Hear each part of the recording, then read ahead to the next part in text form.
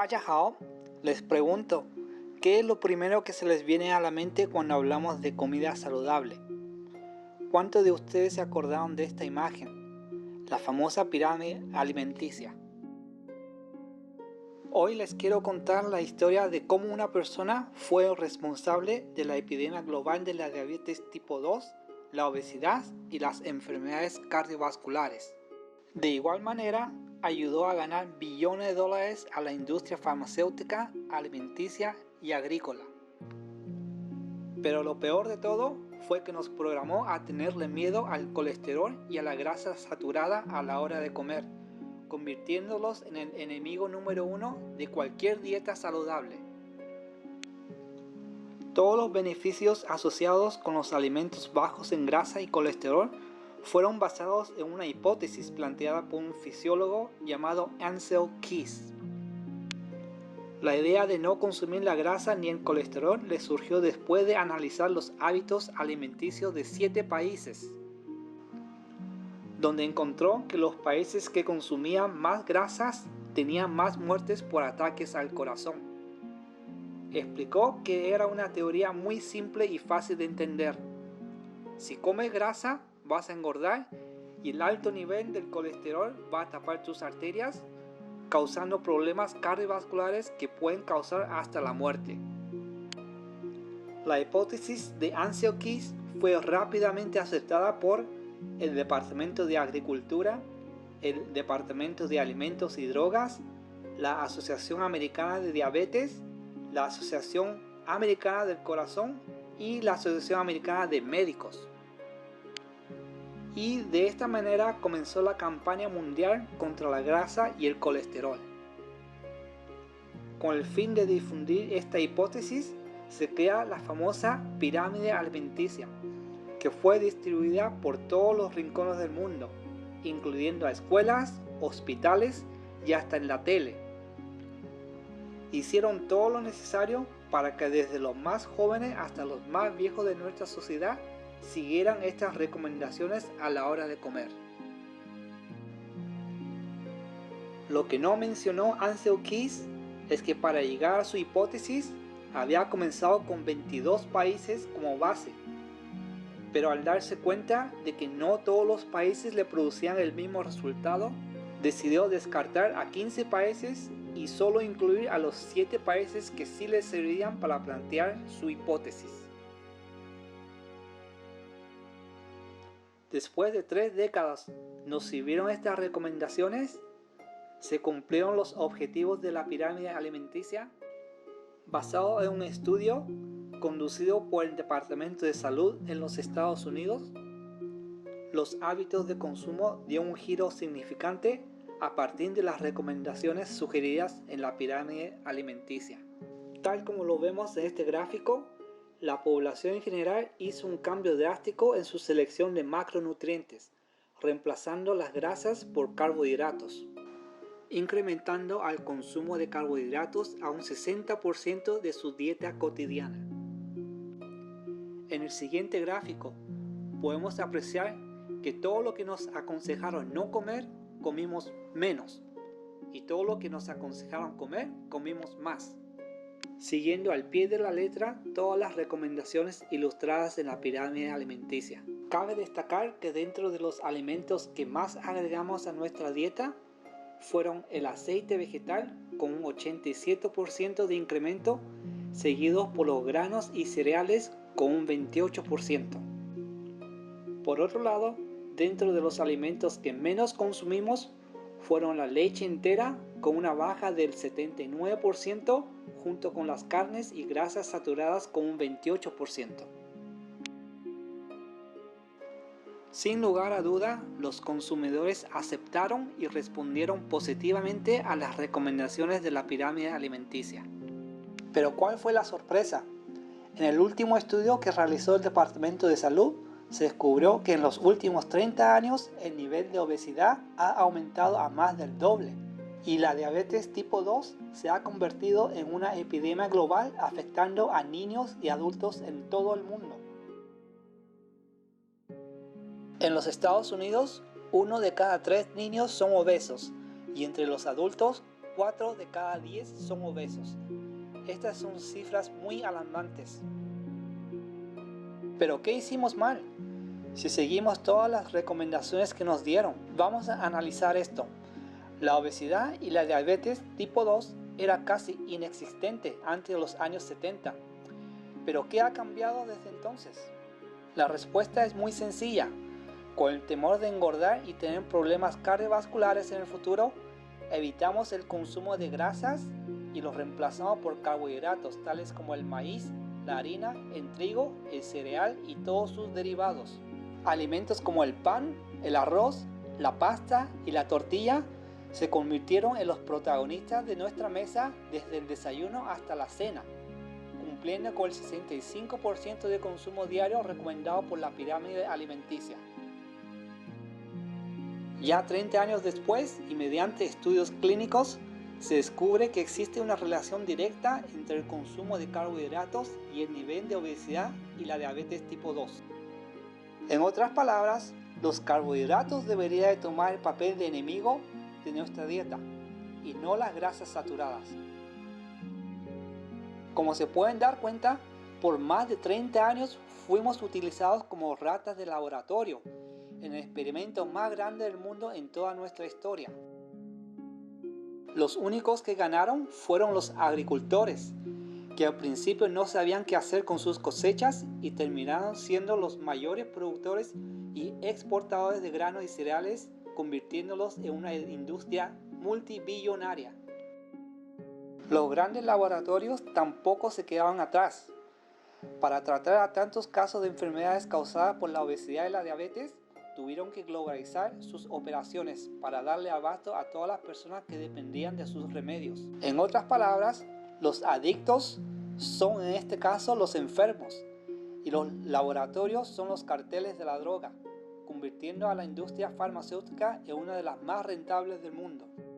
Para distribuir las drogas, las farmacéuticas se aliaron con los doctores, invitándolos a convenciones en lugares lujosos y exóticos, con el único motivo de promover sus drogas en todas las clínicas y hospitales del mundo.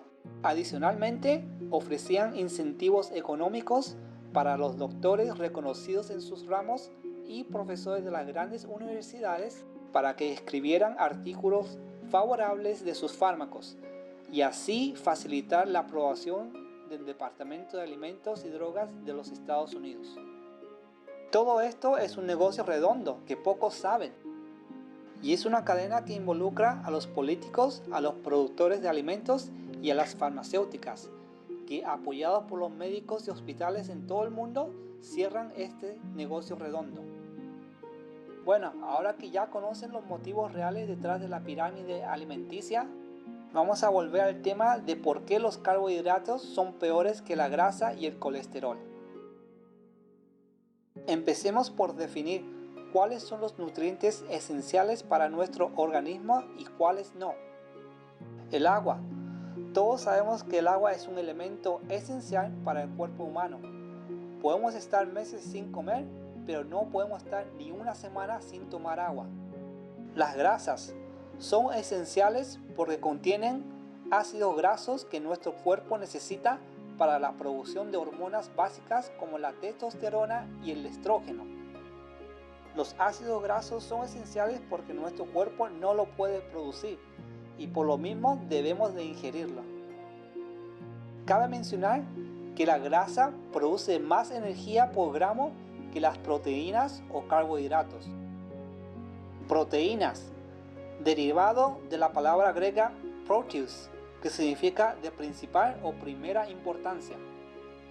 Las proteínas son cadenas de aminoácidos que nuestro cuerpo ocupa para funciones estructurales y de construcción. La queratina se usa para la construcción del cabello, las uñas y la piel. El colágeno se encuentra en la piel, en los tendones y en los huesos y ligamentos. Al igual que la grasa, nuestro cuerpo no puede producir por sí solo los aminoácidos que necesitamos. Y es por eso que la proteína es parte esencial de nuestra dieta. Por último, tenemos a los carbohidratos. Este grupo de alimentos no son esenciales ni para el cuerpo humano ni para el reino animal. Los carbohidratos no son necesarios por la sencilla razón de que nuestro cuerpo convierte todo lo que comemos en glucosa, que luego la usamos como energías en todo el cuerpo. Nuestro organismo no necesita carbohidratos, y lo hemos comprobado por millones de años atrás. Nuestros antepasados eran 100% carnívoros, porque no existía ni el pan, ni el arroz, ni la pasta, ni las tortillas. Tal como vemos en esta ilustración, hemos sobrevivido sanamente por millones de años, pero en los últimos 50 años es cuando nos empezamos a engordar y enfermar. Ahora que ya sabemos cuáles macronutrientes son necesarios y cuáles no, vamos a ver por qué los carbohidratos son peores que la grasa saturada. Como podemos ver en este gráfico, cada macronutriente produce una respuesta diferente en nuestro organismo. Cuando comemos carbohidratos, el azúcar en la sangre se dispara instantáneamente y para bajarla, nuestro cuerpo tiene que producir bastante insulina para controlar esta situación.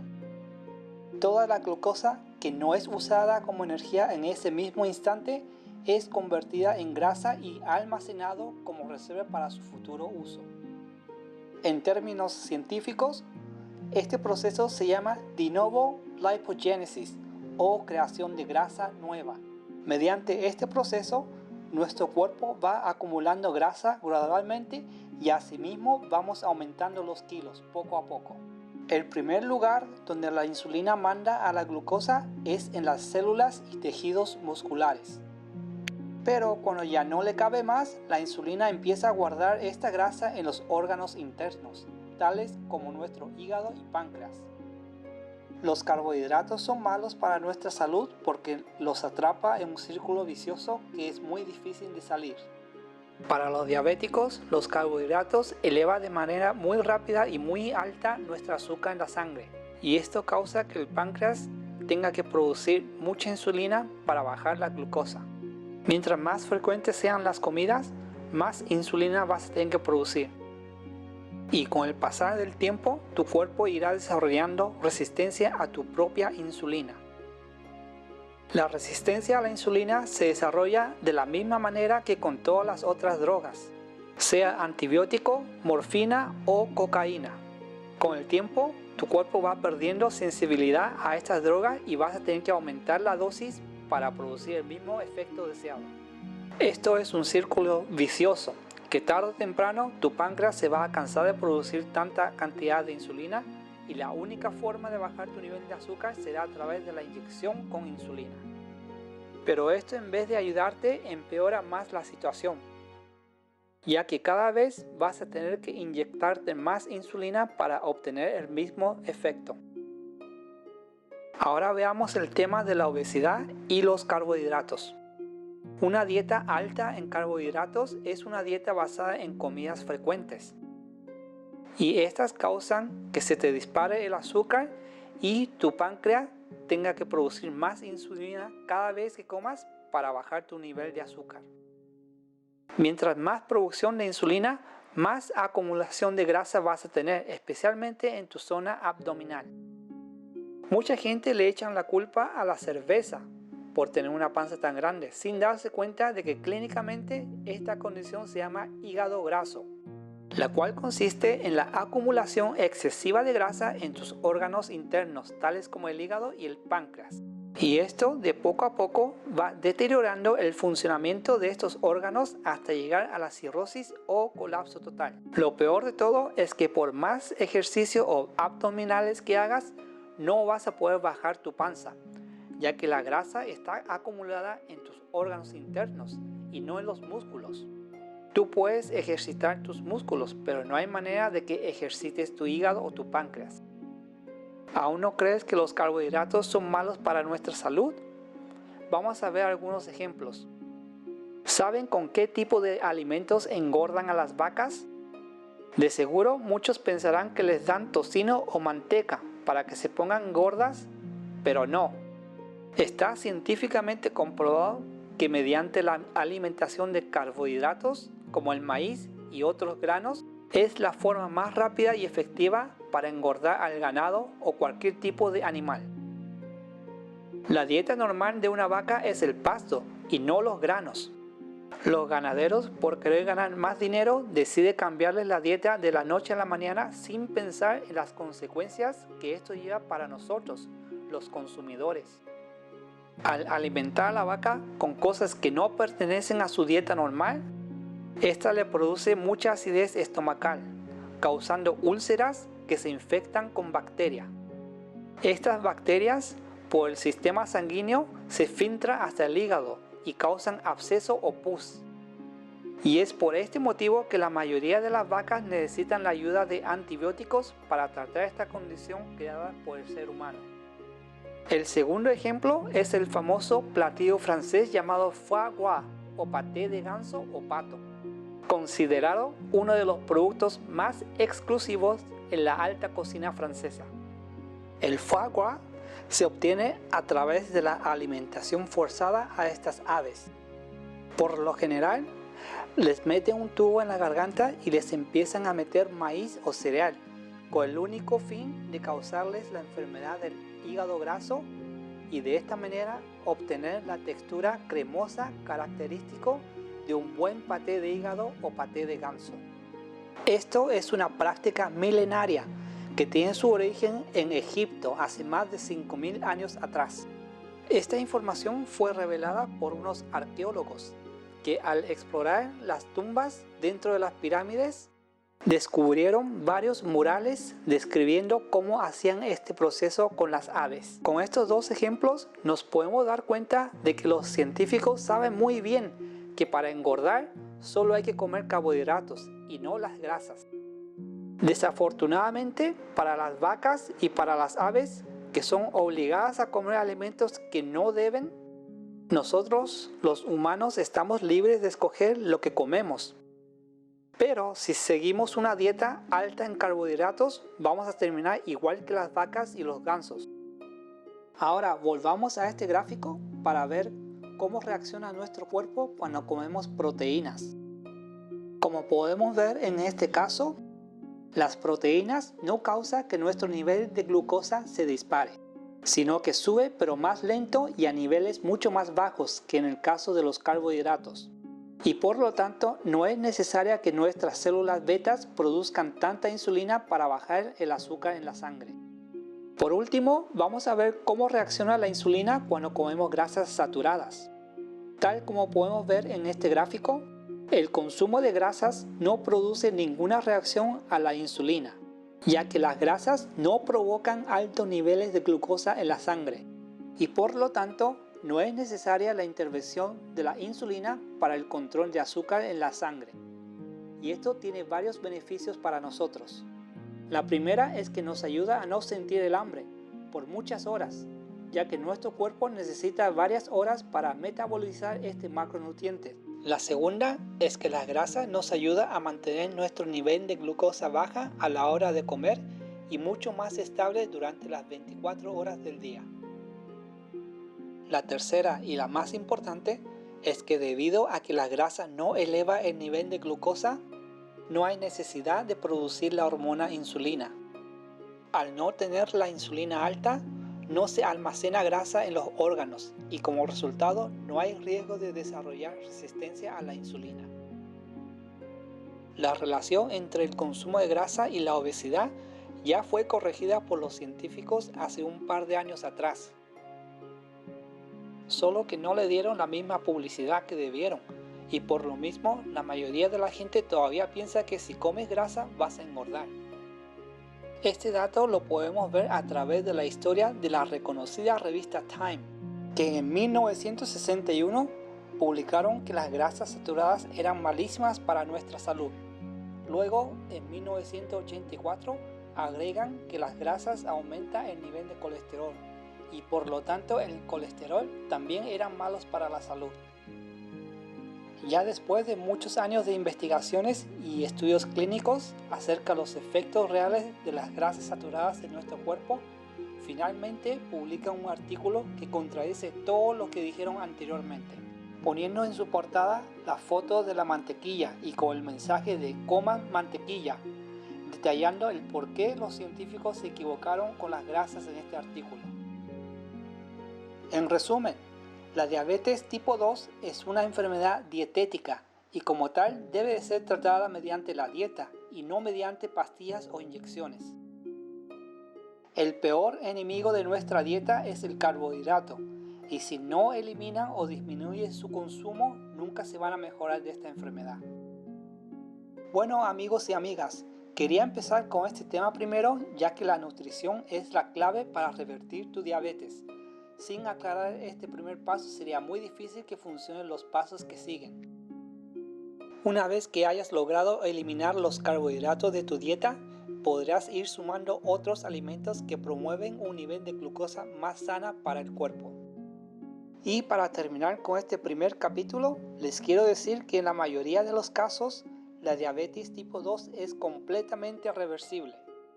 Pero para que esto suceda, debes de olvidar todas las ideas preconcebidas de antes y abrir tu mente a una dieta nueva, basada en evidencias y estudios científicos, y no en teorías, hipótesis o mitos.